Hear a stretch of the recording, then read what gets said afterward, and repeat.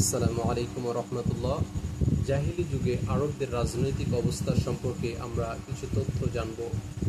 জাহিলি যুগে আরবদের সামাজিক, রাজনৈতিক ও সংস্কৃতি অবস্থা ছিল অত্যন্ত শোচনীয়। অত্যাচার, অজান্তা ও কুসংস্কারের হিংস্র থাবায় বিশ্ব বিবেক ছিল ক্ষতবিক্ষত।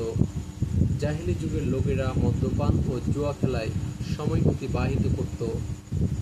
যারা মদপান ও জুয়া খেলা হতে বিরত থাকত তাদেরকে কৃপণ ও ছোটলোক বলে আখ্যায়িত করা হতো। গরিবরা টাকা কর্জ নিলে ধনী আরবরা উচ্চ হারে সুদ গ্রহণ করত। ঋণদাতা ঋণ গ্রহীতার সম্পত্তি এমনকি তার স্ত্রীর সন্তানাদি জবরদখল করত। জাহেলি যুগে নারীদের কোনো মর্যাদা ছিল না। নারী ছিল পুরুষের ভোগের সামগ্রী। সম্পদে তাদের কোনো অধিকার ছিল না।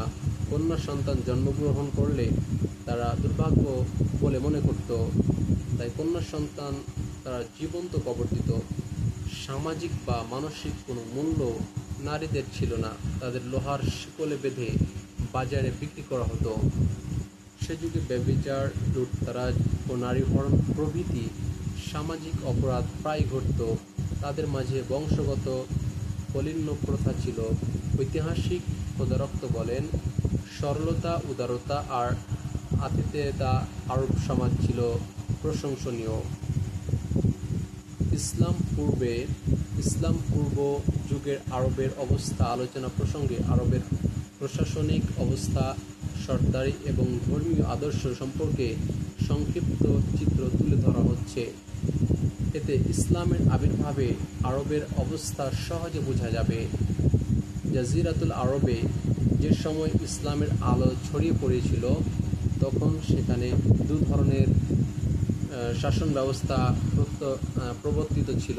প্রথমত মুকুটধারী বাদশাহ, এরাও আবার পরিপূর্ণ স্বাধীন ছিল না। দ্বিতীয়ত ছিল গোত্রীয় নেতা, এরা মুকুটধারী রাজাদের মতোই ক্ষমতা প্রয়োগ করত, তবে এরা বিভিন্ন সিদ্ধান্ত গ্রহণের ক্ষেত্রে স্বাধীন ছিল। প্রকৃত রাজা ছিল ইয়েমেনের রাজা, সিরিয়ার গাসসান বংশের রাজারা ও ইরাকের হিরার রাজারা। এছাড়া আরবের অন্য মুকুটধারী রাজা ছিল না। এতক্ষণ ধরে যারা আমাদের ভিডিওটি দেখেছেন সবাইকে অসংখ্য ধন্যবাদ। সবাই আমাদের এই চ্যানেলটি সাবস্ক্রাইব করবেন এবং একটি লাইক দিয়ে আমাদের এই ভিডিওটি সকল মুসলিম ভাইদের কাছে পৌঁছে দিবেন। সবাইকে অসংখ্য ধন্যবাদ।